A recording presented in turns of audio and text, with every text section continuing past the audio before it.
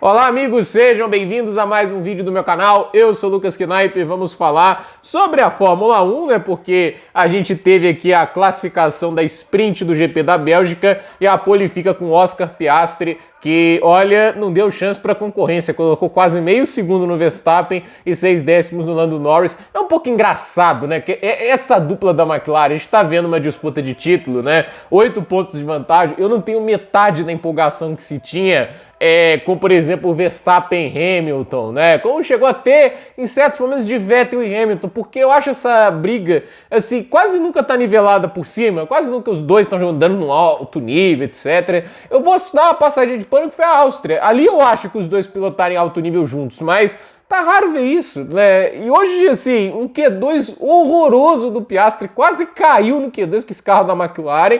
Aí chega na última volta, ele vira essa volta mágica e o Lando Norris, né, vira 41,1, né, pra você ter uma ideia, que foi apenas, acho que 2 décimos e meio mais rápido do que a volta que ele tinha, ou 3 décimos, ou coisa assim, mais rápido do que ele tinha feito com médios, né, então assim, é meio bizarro como as coisas vão acontecendo, mas é o que a gente vê aqui na sprint, né, é um negócio assim, muito nivelado por baixo em alguns momentos essa disputa pelo título, a única volta, aquele negócio, não tem margem de erro, né? Por exemplo, o Gabriel Bortoleto no SQ2, ele fez uma volta de 1,41,9, ele foi mais lento no SQ3, ele fez 1,42,1, sendo que ele estava de pneus macios, né?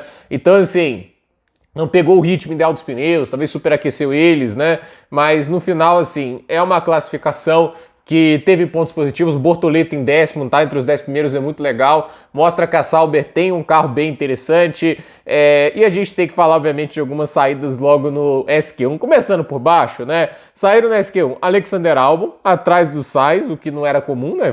Levou um tempo até considerável na primeira volta lá, foram 4 décimos, Nico Hülkenberg, e assim, eu tenho até a dizer aqui, né, que eu tenho até dado uma inocentada, uma passadinha de pano no Albon, no Hülkenberg, né, no Colapinto, porque muitos deles não puderam terminar sua volta por causa do Hamilton, né? E olha, gente, eu realmente, assim, quando o Hamilton foi anunciado pela Ferrari, achei, cara, legal, vai para uma equipe mais forte do que a Mercedes está se mostrando. E assim, sinceramente falando, né, a Mercedes esse ano, na maior parte do tempo foi um carro melhor, mas não vejo também uma diferença tão gigante, né? Eu acho que os picos foram mais altos, não à toa. O Russell ganhou o Grande Prêmio do Canadá, por exemplo. Mas assim, o Hamilton esse ano não tá legal de se ver, né? Tipo, ele tem uma corrida ou outra que é silenciosamente boa. Ele faz um ritmo bom, conduz a corrida muito bem, mas assim, todas as chances que ele teve para dar um espetáculo, deixou a desejar, exceção a sprint na China. Foi lá onde eu acho que ele foi realmente uma performance nota 10 dele. De resto, assim, eu não acho que a performance dele na Inglaterra foi legal, porque assim, ele estava em quarto, estava atrás do Hülkenberg com uma Sauber, ele não ameaçou o Hülkenberg no final da prova nas condições adversas, quando o grande gênio se mostra, né? Lembra quando o Schumacher ganhou pela última vez em cima do Fisichella, né? A volta de saída dele com os pneus duros e uma condição úmida foi mais rápida do que a volta de intermediário do Fisichella de entrada nos boxes, né? Foi nesse nível que o Schumacher pilotava e conseguiu fazer diferença para superar o italiano da Renault. E na volta de saída a diferença era de 6 a 8 segundos, né? Acho que é a volta, foi alguma coisa entre isso. Então é um negócio bizarro, né? E eu esperava que o Hamilton fizesse algo assim, e não, né? O cara não tá andando bem, cometeu erros assim, na primeira volta ele erra, na entrada do último setor, e olha, essa rodada aí no final, gente, não precisava forçar tanto, até porque o último setor da Ferrari era bom, e ele errou feio, e ela atrapalhou a volta de todo mundo, né? Pra mim o pior é isso, ele ficou parado ali, assim, por que ele não saiu? Ele tava esperando pra entrar no box, né? Tipo, eu não entendi isso, né? Pior do que errar é atrapalhar todo mundo ali que tá vindo depois. Eu acho assim, esse tipo de coisa, porque ele andou depois, ele podia andar. Então, assim, me frustra isso, sinceramente, porque muita gente acabou sendo prejudicada. Eu uso dizer que ele salvou o Tsunoda. O Tsunoda não tinha feito uma boa volta lá no Q1, o Albon vinha mais rápido, o Hülkenberg vinha mais rápido, o Gasly vinha mais rápido, até o Bermas que vinha mais rápido, e não puderam melhorar. Por quê? Porque o Hamilton ficou parado ali no último setor e forçou a bandeira amarela. Então, assim, eu fico triste porque é um heptacampeão mundial, é um cara que é o recordista de vitórias, de poles, de pódios, né? De voltas mais rápidas, ele ainda está atrás do Schumacher, que tem 77, mas ele tem 67, ele é o segundo lugar. Estatisticamente falando, não existe ninguém acima do Hamilton, mas a verdade seja dita, né? Essas estatísticas não estão aparecendo até agora nessa performance dele pela Ferrari. Essa passagem até agora decepciona. Eu espero mais do Hamilton. Eu acho que assim, o carro não é legal. Eu concordo com isso, a Ferrari decepciona, mas ele também tem que fazer a diferença, né? A gente vê isso nesses momentos de dificuldades, que o grande piloto também consegue mascarar os problemas da equipe, né? Igual o Verstappen até consegue fazer com essa Red Bull, né? Ok, que é pro estilo de pilotagem dele, tudo isso, mas a gente vê que o Verstappen, em vários momentos, ele consegue, mesmo com as fragilidades, né, da Red Bull, ele consegue tirar performance. Então, realmente, assim, tá decepcionando para mim o Hamilton. No SQ2 ficou fora o Stroll, o Alonso, a Aston Martin parecia mais forte. No final, né, não conseguiu, né?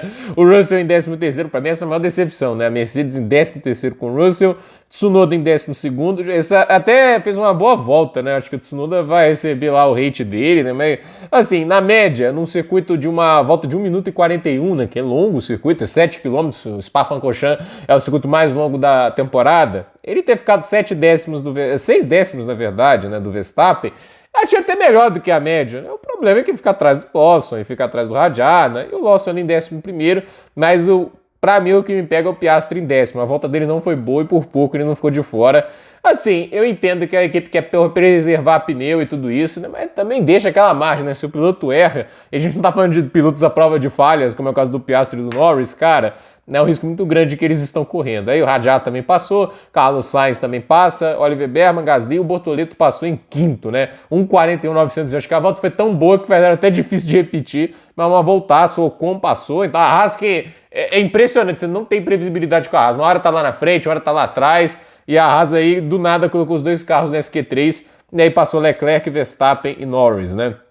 E no Q3 ali, fantástica a volta do Piastri, 1:40.5, né? Só o Verstappen também andou na casa de 1:40 e foi ali 1:40.987, né? Tem uma distância relativamente grande, né? E o Lando Norris ali em terceiro, um pouco decepcionante porque é aquele negócio, o carro que ele tem, ele tá 6 décimos atrás do companheiro, não é bom, né? O primeiro setor dele foi ruim, a volta como um todo do Norris não foi legal. O Leclerc ficou ali na 4ª posição, uma volta que tá 7 décimos do líder, e essa é a semana de atualizações da Ferrari. Mas é aquele negócio, né? Os outros pilotos, tipo, o companheiro dele vai largar lá atrás. Os dos Mercedes ficaram de fora, né? O Antonelli errou, o Dani ficou suave, vai largar em último, né?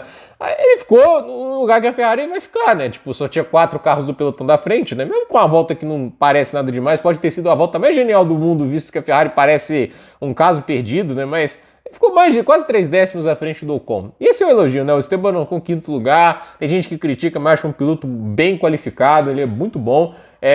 Assim, não acho ele também extremamente diferenciado, é um cara que vai ser campeão mundial, mas assim, ele tá na Fórmula 1 é justo, o Ocon é um bom piloto, né? O Carlos Sainz pareceu 6º lugar, bom desempenho, o problema é que tá prometendo chuva, né? E aí, o Sainz na chuva, misericórdia, né? Oliver Berman em 7º, baita volta também, né? Acabou ficando quase 3 décimos atrás do Ocon, mas em 7º lugar também tá ótimo. Pierre Gasly em 8º, com esse motorzinho da Alpine já tá em 8º lugar. Parabéns, impressionante o Gasly. Rajah em 9º e o Bortoleto ficou na 10ª posição. Está tudo bem, né? A questão é, a gente tem uma corrida em Spa, dá para ultrapassar, tem a reta Camel, né, que é depois da Rouge Radillon, você tem a freada da curva 18 na Buzz Stop, que é um ponto de ultrapassagem, até a freada da curva 1 na La Source pode ser um ponto de ultrapassagem, então assim, o que a gente quer saber é se vai ter desgaste de pneus pronunciado, né? É uma pista que, assim, você tem curvas de muita alta velocidade, não se tem muita pressão sobre os pneus. Mas, por outro lado, né, com a quantidade de pressão aerodinâmica que esses carros conseguem gerar e com o carro ficando mais leve a cada volta, consumindo combustível, eu não sei até que ponto isso vai impactar tanto na performance dos carros, né? Ano passado foi uma corrida de 2 paradas e acho que isso foi interessante e deixou a corrida melhor. Esse ano não dá para saber se vai ser desse jeito, né? Então, para mim, assim, a Red Bull, ela pode até ter a chance de tomar a liderança na volta 1 com o Verstappen, mas acho muito difícil dele sustentar. Eu acho que o carro dele é mais rápido no primeiro e terceiro setor e acho que com a velocidade de reta e o vácuo ele pode passar o Piastri e acho que ele vai tentar isso, mas a diferença no segundo setor é brutal. Eu acho que assim, não é nenhum problema tanto da Red Bull e sim a McLaren que tem uma performance sobrenatural lá. a McLaren no segundo setor, ela tá andando uma média de 7 décimos mais rápido que todo mundo. Eu acho que foi mais ou menos isso que eles devem ter colocado no Verstappen, pelo menos o Piastri fez, né? Porque assim, no primeiro setor, o Verstappen é o mais rápido, mas no segundo, a McLaren tá níveis acima dos demais. Então, assim, para mim, caminha para uma dobradinha, porque eu acho difícil o Verstappen suportar o Piastri e o Norris atrás deles, até porque, assim, mesmo que ele tenha um carro mais rápido na parte das retas, né, ele vai ter o DRS contra ele, né, tipo, o carro dos adversários é tão mais rápido nas curvas que eu acredito que eles vão sair próximos o suficiente para usar a zona de DRS e ultrapassar. Então, meio complicado acreditar que ele vai resistir. Mas vamos ver. É Max Verstappen e no final é ele que está ali ameaçando as McLarens com frequência. É ele que está enfiando o carro ali no meio e no final ele acaba sendo um ponto ali importante na disputa pelo título entre Piastri e Norris, em que você vê ali que os dois, um acaba vacilando, hoje foi o caso do Norris, e aí o Verstappen entra no meio, pode ser um elemento que possa decidir a corrida, porque o tempo que o Norris levar para superar o Verstappen, caso o Piastri fique à frente do holandês, pode ser fundamental para o Piastri sustentar e ganhar essa corrida. Então, olho no Verstappen, o que ele vai fazer na primeira curva, olho no Leclerc, mas acho que a briga está entre esses quatro, com a McLaren disparada com os favoritos. Então, gente, por esse vídeo é isso. Dúvida nos comentários, deixe seu like, se inscreva no canal, compartilhe este vídeo e até o próximo vídeo.